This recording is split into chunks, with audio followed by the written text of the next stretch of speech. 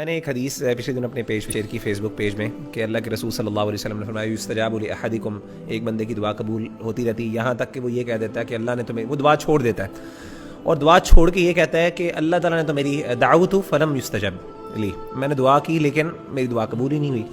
تو وہ صرف اس کہنے پہ اس کی دعا قبول نہیں ہوتی، یعنی وہ بالکل، یعنی ان ادر ورڈز کہ اس کی دعا قبول ہونے والی ہوتی ہے تو وہ جو نہ کہہ دیتا ہے کہ یار میں گیو اپ کر دیتا ہے. کبھی دعا کے بارے میں ہوپلیس نہ ہو، اللہ سے دعا مانگے.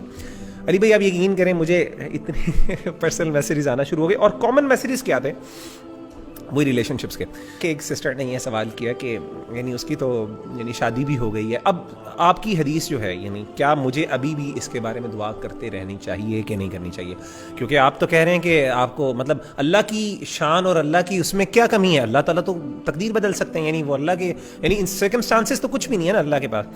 تو میں یہ دعا کرتی رہوں یا چھوڑ دوں؟ میں تو بڑی دیر سے دعا کر رہی ہوں، اس کے شادی بھی ہوگی، بچے بھی ہوگی. میں نے اس کو جو جواب یہ دیا، دعا کے ساتھ ایک فیلنگ آف توکل اللہ پر ہونا چاہیے، اور وہ فیلنگ آف توکل یہ ہے کہ میری جو خوشی ہے نا، مطلب میں یہ اللہ پہ توکل رکھوں کہ اللہ مجھے خوش کر سکتے ہیں. ہمارے ہاں نا ہمارے بیک آف دا مائنڈ یہ ہے کہ یہی چیز مجھے خوش کر سکتی ہے، اور پھر ہم اللہ سے اسی پہ اتنا انسسٹ کرتے ہیں کہ نہیں مجھے یہی چاہیے، یہ بلیو کرتے ہوئے کہ شاید مجھے خوشی اس سے ملنی ہے.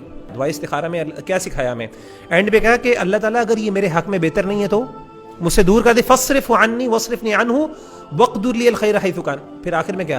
ثم ردنی بھی، اللہ مجھے پھر اس پہ راضی بھی کر دے، یعنی میں خوش بھی ہو سکتا ہوں، اللہ مجھے خوش بھی کر سکتا ہے. تو یعنی وہ یہ بندہ سمجھتا ہے، یہ عام طور پہ اس طرح کی ریلیشن شپ، میں نے کہا آپ کیوں یہ سمجھتی ہیں یا سمجھتے ہیں کہ اس کو حاصل نہ کیا تو میں زندگی خوش نہیں ہوں؟ اللہ آپ کو اس سے بہتر نہیں دے سکتا؟ کیا اس کی شان میں نہیں، یعنی اس کی شان میں کمی ہے کیا؟ آپ یعنی اپنے بندوں کے لیے کیا اس کے پاس عورتوں کی کمی ہے، یا اپنی بندیوں کے لیے اس کے پاس نیک مردوں کی کمی ہے؟ سبحان اللہ، اللہ آپ کو اس سے بہت بہتر. تو یہ فیلنگ جو ہے نا کہ میں فکسیٹڈ ہوں، اسی لیے امام نے قیم نے تو اس کو شرک کہا ہے نا، کہ اتنی فکسیشن ہے نا کہ میں سمجھ لوں کہ میں تو اس سے آگے جا ہی نہیں سکتا. یہ شرک فی المحبہ ہے.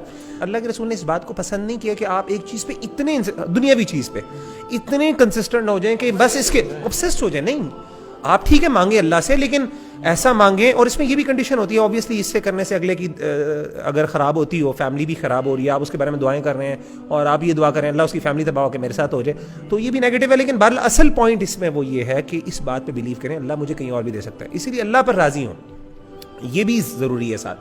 تو اللہ سے مانگنے کا مقصد صرف مطلب یہی ہے کہ اللہ سے مانگیں اور اللہ سے کہیں. اسی لیے اچھی دعا اللہ کے رسول نے یہی سکھائی ہے، اللہ تعالیٰ جو میرے لیے بہتر ہے وہ کرے، یہ نہیں کہ مجھے یہی دے.